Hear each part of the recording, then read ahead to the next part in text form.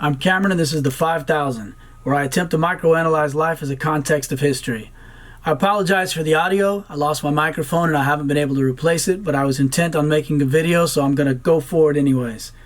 It's our responsibility to educate ourselves on how the world really works, so we can protect ourselves from what's coming.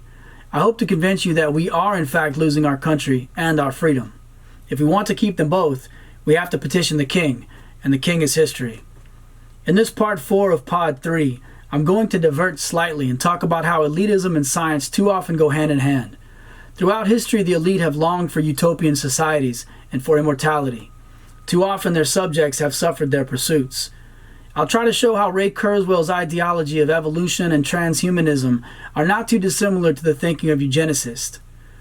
Ray Kurzweil is clearly a very intelligent man. The problem with intelligence is that by itself, it does not harbor empathy. Empathy and compassion are expressions of our feelings, our shared human experiences, and our ability to imagine another's burden as our own. Whether or not Mr. Kurzweil is empathetic is not important to my point at this time, but I wanted to point out that it's not enough to be intelligent. In order to contribute to the evolution of a better human species, we must also be compassionate. There seems to be a common theme throughout our history that some humans have always desired to explain the diversity that exists among us as being on a hierarchical scale. At least as far back as 425 to 347 BCE, the Greek philosopher Plato apparently discussed selectively breeding people in his book Republic. Now, as a disclaimer, I admit I have not yet read Plato's Republic, but I will, but I'm pretty sure this is common knowledge. One of the more recent progenitors of eugenics, though, was Sir Francis Galton, born 1822 to 1911 in England. According to Wikipedia, Galton was Charles Darwin's half-cousin. He was a pioneer of eugenics and wrote extensively on the topic, including heredity, and many other subjects of scientific interest. Another influential thinker was Julian Huxley, born 1887 to 1975, also in England. He was a prominent evolutionary biologist and eugenicist. His brother, Aldous Huxley, who was a writer and philosopher, wrote the famous dystopian novel Brave New World. If you've not read Brave New World, or 1984 for that matter, I highly encourage you to go get them and reread them if you haven't, or read them or reread them. In the novel, Huxley describes a society where scientific elites have socially and genetically engineered human beings into automatons. You will notice the ideas of eugenics that are prevalent throughout his book. Most people in the United States are unaware that there was an official eugenics program in our country. Without knowing this history, it would be impossible to connect it with the ideas of evolution and transhumanism that Ray Kurzweil supports. But most people don't know about Ray Kurzweil and futurism either. I'll try to explain briefly how I interpret Kurzweil's view of evolution and how it relates to the evolution of technology. In a nutshell, Mr. Kurzweil explains how the law of accelerating returns allows the improvements made along the process of evolution to feed on themselves, accelerating the process over time.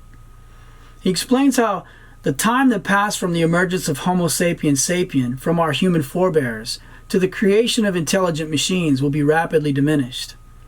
He describes the same effect in the emergence of self-improving AI, where the development will be exponential. I will never be able to accurately explain Kurzweil's theories because even if I somehow or somewhat comprehend them, because of their complexity, both theoretical and technical, I don't possess the acumen to do so. But I am confident that I understand the concepts well enough, and I feel certain I understand the psychology to accurately describe the thought process of the futurist.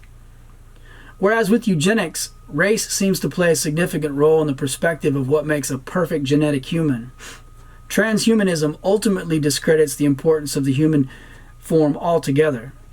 Therefore, regardless of the emphasis placed on the various genetic distinctions, eugenics attempts to describe a perfect human form and does so through transhumanism. The idea of the consciousness or soul residing in a human form as being transferable into another host form and recognized as essentially interchangeable is, in my view, the same as saying there's no value in the human form if it can be perceived to be artificially improved upon. This is not the same as how a person can improve their intellect by learning new things, or improve their physical form by proper diet and exercise. The transhumanists would consider replacing the human form with a machine if it could allow the consciousness of a person to live in a more utilitarian form and ultimately live forever. A contrarian might ask why this would be a problem, and my answer would be that even if you believe the consciousness or mind and the soul of a person would remain the same, the human would no longer exist. Again, I understand that many people will not consider this a problem and will welcome this achievement. Likewise, the eugenicists feel the same about eliminating people with genetic deficiencies. What it really will come down to is whether or not people care to remain human. The controversy about whether or not creating a digital copy of a person's brain will in fact retain the essence of that person when inserted into another form, and whether or not destroying the original person once the new brain has been copied will be murder or suicide, or just a deletion of an unnecessary human form, are entirely separate issues. Transhumanists are hoping to end humanity, whether they're aware of it or not. So if we value our existence within the context of natural evolution, we will oppose this effort. Otherwise, if we become convinced by the arguments of the futurist that human invention is just another mode or method of natural evolution, we will most certainly have a wild ride ahead of us. Until next time.